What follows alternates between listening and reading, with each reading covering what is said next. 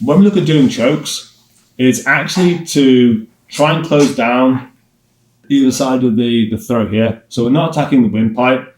Only monsters attack windpipes. And you can cause a lot of damage to that. We're trying to limit. We try and use good jiu-jitsu when we do this. We don't try and just crush windpipes and crank necks. It's not how you keep friends. It's still a sport at the end of the day. We're not trying to injure our partners. We're just trying to hurt them a little bit. And so making sure our accuracy is good is quite important. And so knowing where that's coming from, it's going to come either side of the neck here.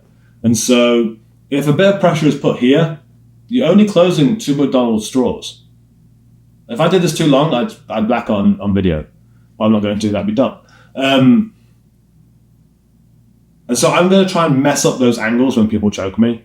Is that if PJ was around my back, go for a rear naked choke, the amount of effort required is enough to close 2 McDonald's straws. So just that. Please don't let me die. I'm looking at you.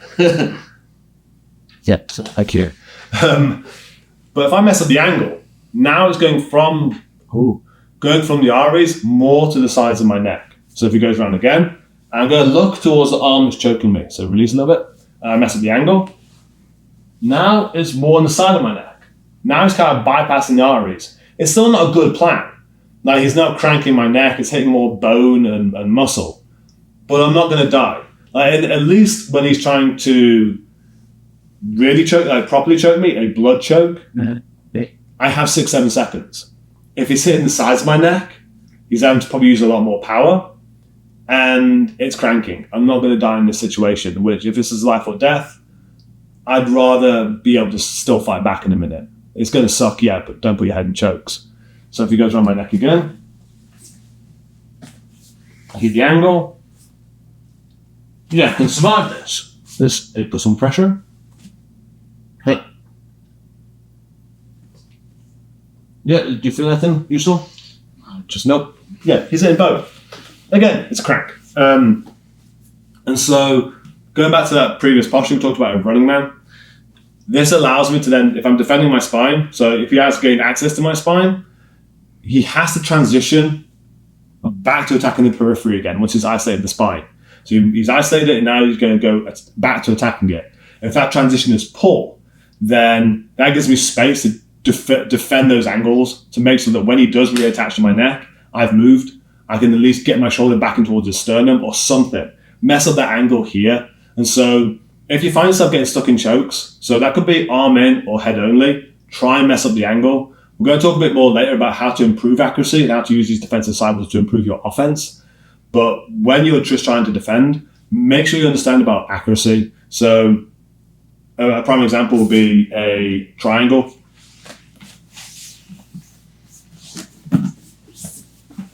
Oh, there you go. Cool. Okay, so he's attacking the archer on this side, and he's using my shoulder, my trap. If he just pulls it forwards, yeah, finish it. Cool. Goodbye. So on this side is my trap, it's affecting my artery on this side it's his leg affecting my artery on this side.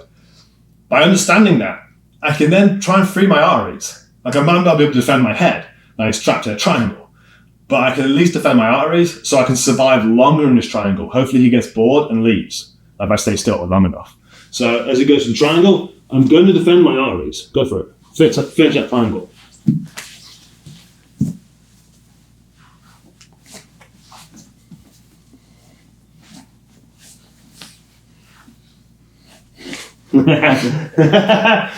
He's had to adjust so much for that triangle to work. Any of those adjustments are going to have escaped. But because I understood what he wanted, it wasn't just him grabbing my neck and squeezing. It's only a small amount of real estate he actually needs, and it's right here.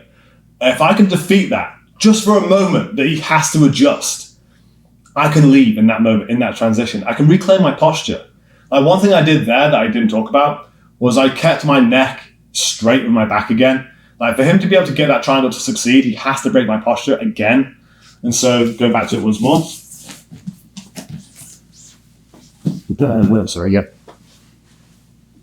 He has to pull my head down and break my spine. If I align my spine, and I keep defending the arteries, I made him transition, and I'm out. So understand your REs. Like, get put into soft chokes. Try and ask your partners to not just crank the hell out of you and squeeze, because that implies they don't understand what they're doing. Ask them to establish a soft choke that you can actually feel the blood close up in your head. That rear naked was a very good example. He only did it very softly, and my head still filled up. And then feel where your REs are, how you can adjust yourself in those situations to defeat that choke, to buy yourself more time, to develop a plan. Like, you've messed up already. We've already talked in the previous sections. You've already messed up 6 or 7 times. Now you're like 8 or 9 times. Like, we're really up in the branches at this point.